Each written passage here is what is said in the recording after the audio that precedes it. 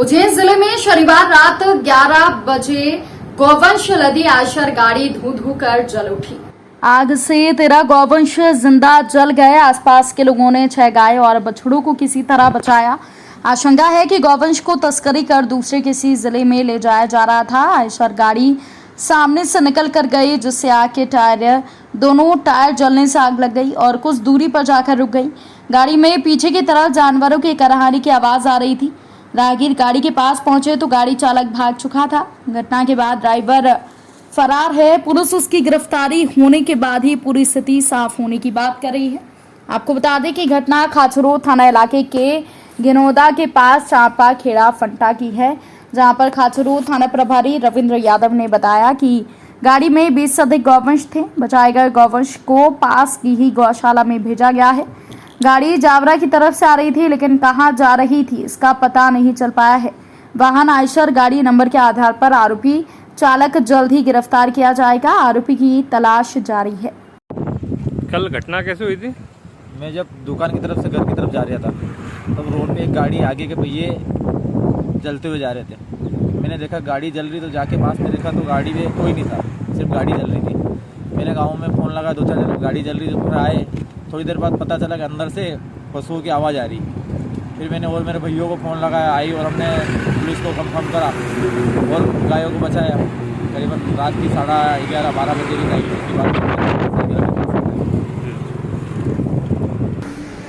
देखिए, रात में हमें जो है भरत गुर्जर नामक व्यक्ति द्वारा सूचना मिली कि एक जो गाड़ी है उसके अंदर आग लगी हुई है और कुछ जानवर है। जो हम लोग घटनास्थल पे पहुंचे, पूरा प्रशासनिक अमला पहुंचा और फायर ब्रिगेड वगैरह सभी पहुंचे। और जो वहाँ हम लोगों से चर्चा में चक्षुदर्शियों से जो है हम लोगों को ज्ञात हुआ कि वो गाड़ी में जो है उसके टायर में आग काफ़ी पहले से लगी हुई थी। तकरीबन जो है उन लोगों ने देखा और वो गाड़ी जो है उसी स्थिति में आगे जाके तकरीबन आधा-पौन किलोमीटर रुक गई। जब ये लोग पीछे से गए तो केबिन में कोई नहीं था और चूँकि हवा वगैरह काफ़ी तेज़ थी तो आग काफ़ी तेज़ी से फैल रही थी। तो उन्होंने जो है सूचना दी।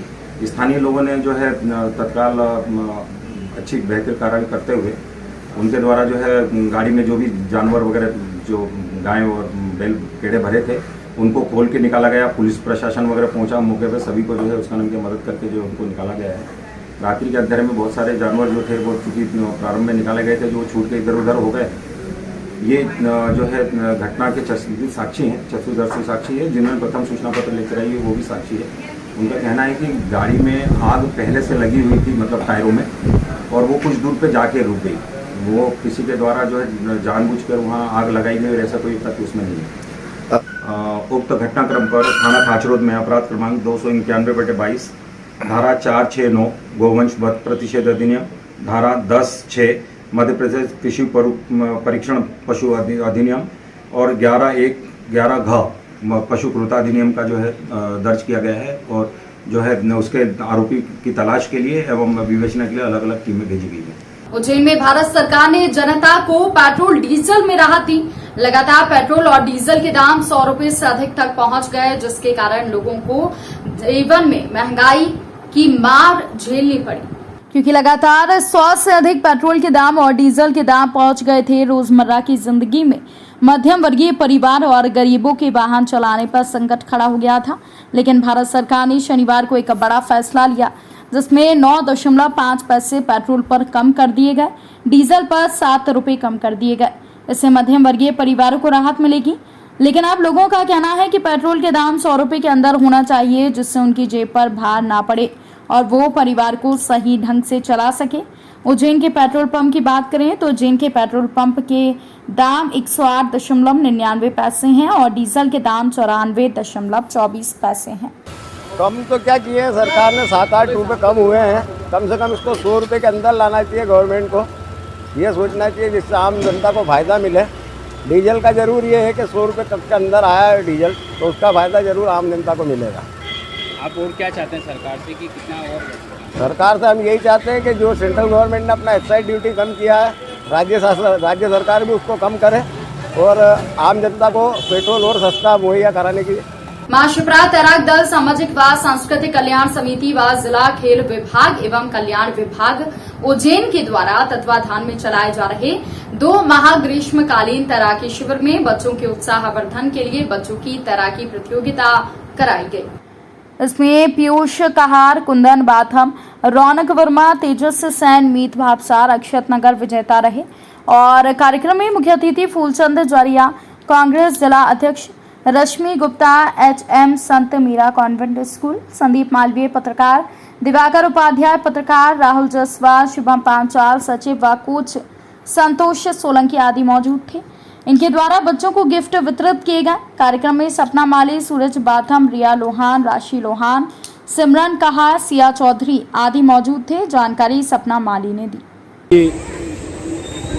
शिप्रा नदी पर खेल एवं कल्याण विभाग के साथ माँ शिप्रा तैराक दल के संयुक्त तत्वाधान में तैराकी प्रशिक्षण शिविर का आज 1.5 माह पूर्ण हो चुके हैं और 5वां रविवार है कि यहाँ पर तैराकी दल द्वारा और खेल कल्याण विभाग द्वारा हर रविवार को तैराकी प्रशिक्षण के माध्यम से प्रतियोगिता कराई जाती है और जिसके मुख्य हमारे तैराकी दल के प्रशिक्षक संतोष जी सोलंकी जी और साथ में उनकी टीम द्वारा तेजा कहार, सपना कहार, रिया लोहान द्वारा यह प्रशिक्षण शिविर दिया जा रहा है।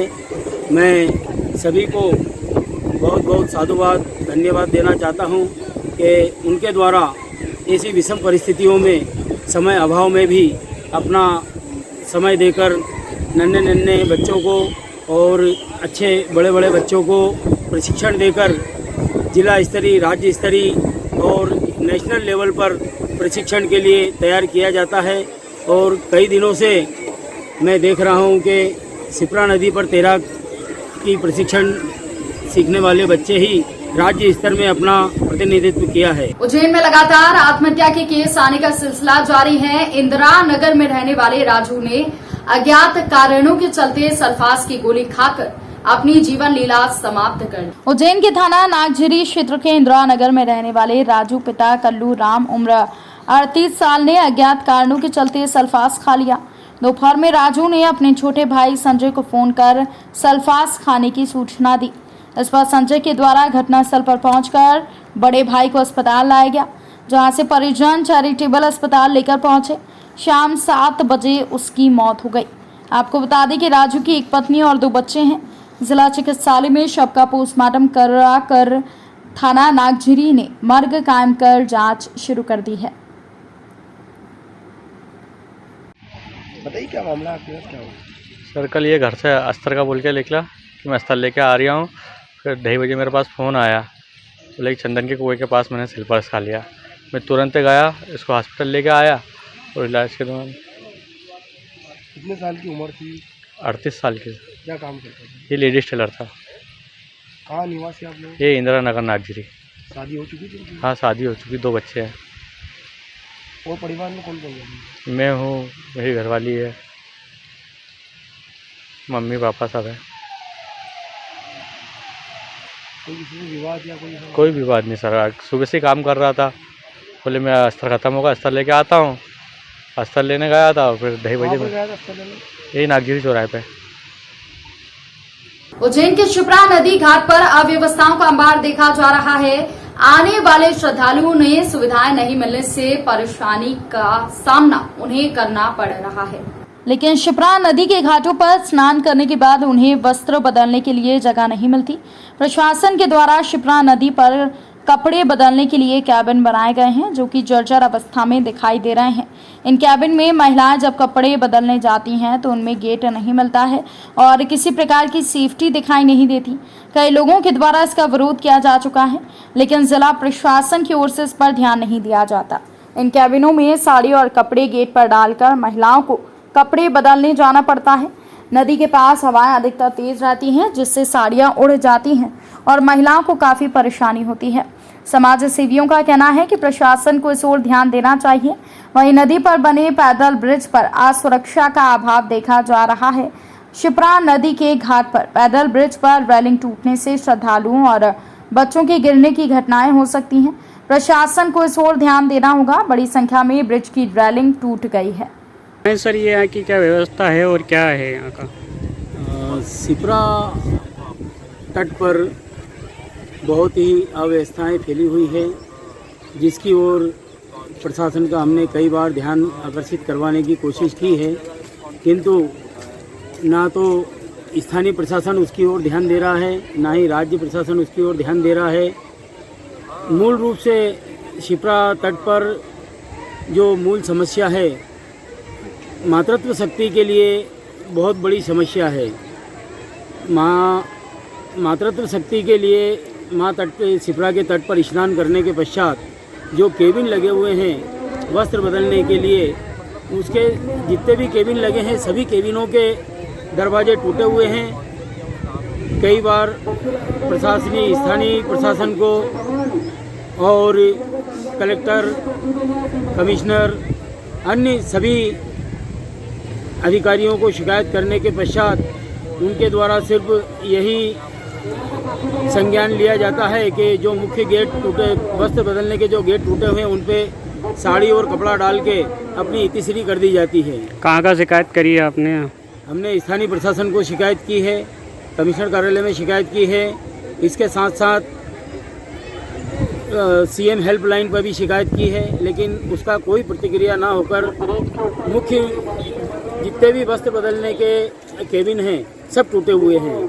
साथ ही महिलाओं को इतनी परेशानी होती है, उनको अपने आप में इतनी जलीलता महसूस होती है कि जब वो वस्त्र बदलती हैं और साड़ियाँ उड़ती है, तो चूँकि शिप्रा नदी ऐसा नहीं है कि वो भाई पूरा शिप्रा नदी पर भीड़ भाड़ वाला क्षेत्र है, यात्री सब यहाँ शिप्रा नदी पे आते हैं स्नान करने के लिए, तो बाहर से आने वाली जिन महिलाओं के साथ कोई अपना साथी रहता है वो तो चलो ठीक है गेट पे खड़ा हो जाता है साड़ी वस्त्र पकड़ के, लेकिन जो अकेली महिलाएं रहती है उनको बहुत असुविधा होती है और बहुत जलील होना पड़ता है। मैं प्रशासनिक स्तर पर सभी अधिकारियों से निवेदन करूंगा कि जो अव्यवस्था है शिप्रा नदी के तट पर उसको दुरुस्त की जाए। कंजी इतनी जम रही है कि प्रायः जो यात्री बाहर से आते हैं उन्हें इस चीज़ का आभास नहीं होता है कि नदी पर पानी कैसा है। कंजी पर चूँकि रुका हुआ पानी है इसलिए कंजी बहुत जल्दी जमती है और कई बार दुर्घटनाएं होती रहती हैं। मैं प्रशासन से निवेदन करूंगा और आपके माध्यम से एक मैसेज पहुंचाने की कोशिश करूंगा कि जो अव्यवस्थाएं उनको दूर करने की कोशिश करें। आपका नाम बता दें। फूलचंद जरिया, जिला अध्यक्ष मध्य प्रदेश कांग्रेस कमेटी आदिवासी विभाग। पिता ने बेटे के कपड़े नहीं धोए तो बेटे ने पिता के साथ मारपीट की। पिता को घायल अवस्था में जिला अस्पताल में भर्ती किया गया है। वहीं बेटे के खिलाफ पिता ने भरतगढ़ थाने में शिकायती आवेदन दिया है। उन्हेल रोड स्थित ढाबला फंटा गांव में रहने वाले अंबाराम पिता गुलाब उम्र 45 साल सब्जी बेचने का काम करते हैं। अंबाराम शुक्रवार रात 10 बजे के करीब अपने घर पर था। इसी दौरान उसका बड़ा बेटा 22 वर्षीय विकास घर पर आया। उसने कपड़े न धोने की बात पर पिता के साथ मारपीट की। मारपीट के दौरान अंबाराम को कान और पीठ पर चोट लगी है। इसके बाद उसे जिला अस्पताल में भर्ती किया गया है। अंबाराम ने बताया कि पत्नी 6 महीने पहले छोड़कर चली गई। घर में कोई महिला न होने के कारण अंबाराम ही घर पर काम करते हैं। उसके 3 बेटे हैं, विकास दूसरा विशाल 19 वर्ष और तीसरा विजय 17 वर्ष। बड़े बेटे विकास के कपड़े नहीं धो पाया तो उसके द्वारा मारपीट की गई। इसकी शिकायत अंबाराम ने भरतगढ़ थाने में दर्ज कराई है। कल शाम को 10 बजे रात को मैंने कपड़ा नहीं धोया था उसका, तो खाना में भी लेट हो गया था, तो इसलिए मेरे साथ में मारपीट करी। अच्छा, किसने मारपीट की? कौन है? विकास भाटी। अच्छा, कितने बेटे हैं आपके? 3 लड़के। क्या नाम है उन तीनों का? विकास, विशाल, विजय। अच्छा, आपकी पत्नी कहाँ? घर में कोई महिला है कि नहीं? नहीं है, भग गई। और कहाँ कहाँ आपको लगी कि किस तरह की चोट आई? हंसने में लगी और कान के पीछे। क्या हमेशा आपका इसी तरह के व्यवहार करता है बेटा आपका? हाँ करता है साहब भाई, कभी कभी ऐसा करता है। कहाँ आपने इसकी शिकायत करी? भैरवगढ़ थाने में। आपका नाम बताओ। अंबाराम भाटी।